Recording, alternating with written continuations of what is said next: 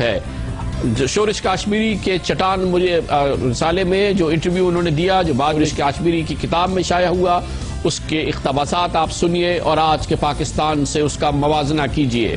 مولانا ابوالکلام آزاد نے فرمایا، جناح اور لیاقت علی خان جب تک زندہ ہیں اس وقت تک مشرقی پاکستان کا اعتماد متزلزل نہیں ہو سکتا، لیکن دونوں رہنماؤں کے بعد ایک چھوٹا سا واقعہ بھی ناراضگی اور اضطراب پیدا کر سکتا ہے۔ ابوالکلام آزاد پھر پیشن گوئی کر رہے ہیں، میں محسوس کرتا ہوں کہ مشرقی پاکستان کے لیے بہت طویل مدت تک مغربی پاکستان کے ساتھ رہنا ممکن نہ ہوگا۔ دونوں خطوں میں کوئی بھی قدر مشترک نہیں سوائے اس کے کہ دونوں طرف رہنے والے اپنے آپ کو مسلمان کہتے ہیں۔ اس کی مزید تشریح ابوالکلام آزاد نے اپریل 46 میں کی۔ حقیقت یہ ہے کہ دنیا میں کہیں بھی مسلمان پائیدار سیاسی اتحاد پیدا ہی نہیں کر پائے۔ عرب دنیا کی مثال ہمارے سامنے ہے۔ جناب آزاد پھر کہتے ہیں، مشرقی پاکستان کی زبان، رواج اور رہن سہن مغربی پاکستان کی اقدار سے مکمل طور پر مختلف ہیں۔ انہوں نے آگے چل کے اسی انٹرویو میں کہا، پاکستان کے قیام کی گرم جوشی ٹھنڈی پڑتے ہی اختلافات سامنے آنے شروع ہو جائیں گے، جو جلد ہی اپنی بات منوانے کی حد تک پہنچ جائیں گے۔ عالمی قوتوں کے مفادات کی جنگ میں یہ اختلافات شدت اختیار کریں گے اور پاکستان کے دونوں حصے الگ ہو جائیں گے۔ یاد رہے، مولانا ابوالکلام آزاد یہ بات اپریل 1946 میں کہہ رہے ہیں۔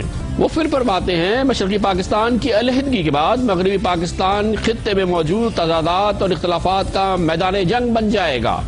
پنجاب، سندھ، سرحد اور بلوچستان کا قومیائی تشخص بیرونی مداخلت کے دروازے کھول دے گا۔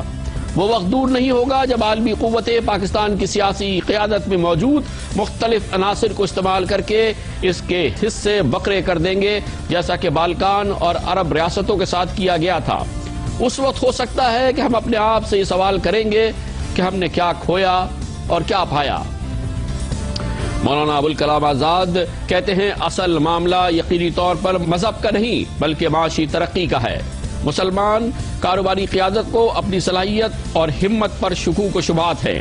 مسلمان کاروباری حضرات کو سرکاری سرپرستی اور مہربانیوں کی اتنی عادت پڑ چکی ہے کہ وہ نئی آزادی اور خود مختاری سے خوف زدہ ہیں۔ وہ دو قومی نظریے کی آڑ میں اپنے خوف کو چھپاتے ہیں اور ایسی مسلمان ریاست چاہتے ہیں جہاں وہ بغیر کسی مقابلے معیشت پر اپنی اجارہ قائم کر سکیں۔ یہ دیکھنا انتہائی دلچسپ ہوگا کہ وہ کب تک اس فریب کاری کو زندہ رکھ سکتے ہیں۔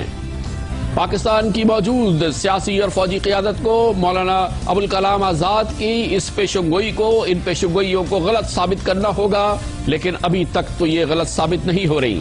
اسی انٹرویو میں 1946 میں مولانا ابوالکلام آزاد سمجھتے ہیں، میں سمجھتا ہوں کہ اپنے قیام سے ہی پاکستان کو بہت سنگین مسائل کا سامنا رہے گا، جن میں شامل ہیں کئی مسلم ممالک کی طرح پاکستان کی نااہل سیاسی قیادت فوجی آمروں کی راہ ہموار کرے گی۔ 1946 میں ہے مولانا ابوالکلام آزاد کا یہ کہنا۔